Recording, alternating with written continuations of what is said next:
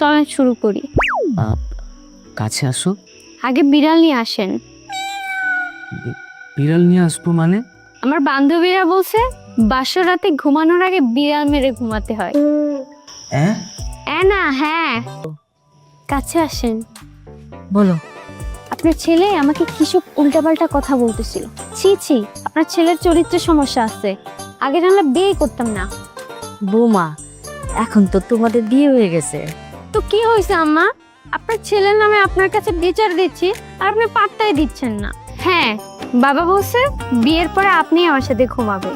হ্যাঁ, বাবা তো ঠিকই বলছে। এখন থেকে রাতে আমি তোমার সাথে থাকবো। রাত তো অনেক হয়ে গেছে, চলো আমরা আসল কাজটা শুরু করি। হ্যাঁ, ঠিকই বলছেন, চলেন শুরু করি। কাছে আসো। আগে বিড়াল নিয়ে আসেন। বিড়াল নিয়ে আসবো মানে? আমার বান্ধবীরা বলছে বাসর রাতে ঘুমানোর আগে বিড়াল মেরে ঘুমাতে হয়। না হ্যাঁ, আচ্ছা শুনেন, আপনার বাসায় কোলবালিশ আছে? হ্যাঁ আছে, কিন্তু কেন? আমার একটু লাগবে। আমার একটু রাতে লাথি মারার স্বভাব আছে। পাগল মেয়ে নাকি? তুমি কি জানো না আজকে আমাদের বাসর রাত? হ্যাঁ জানি তো। তাহলে চলো শুরু করি। হ্যাঁ সেটাই তো বললাম, যান তাড়াতাড়ি বিড়াল নিয়ে আসেন। আর শোনেন, কালো বিড়াল আনবেন, সাদা বিড়াল মারতে মায়া লাগে। এই চুপ, একদম চুপ। আমি তোমার হাজবেন্ড হই, এখন আমি যা বলবো তুমি সেটাই শুনবা। আসো এদিকে আসো, তোমার হাতটা দাও। আপনি আমার হাত ছাড়েন, হাত ধরতেছেন কেন? আরে কেন? আমি তোমার স্বামী হই না, হাত ছাড়বো কেন? হাজবেন্ড হইছেন তো কি হইছে? আপনি তো ভারী অসভ্য লোক। আরে কি করছো তুমি, বোঝো না কেন?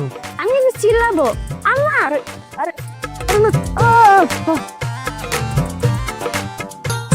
আম্মা, শাশুড়ি আম্মা, দরজা খুলেন। আম্মা, কি ব্যাপার বৌমা, তুমি বাসঘর থেকে কেন বের হইছো? বের না হয় উপায় আছে? আপনার ছেলে যা শুরু করছে। আমার ছেলে কি করছে? কি করে না সেটা বলেন। আহা, কাছে আসেন। বলো। আপনার ছেলে আমাকে কিসব উল্টাপাল্টা কথা বলতেছিল। ছি ছি, আপনার ছেলের চরিত্রের সমস্যা আছে। আগে জানলে বিয়ে করতাম না। বৌমা, এখন তো তোমাদের বিয়ে হয়ে গেছে। তো কি হয়েছে আম্মা?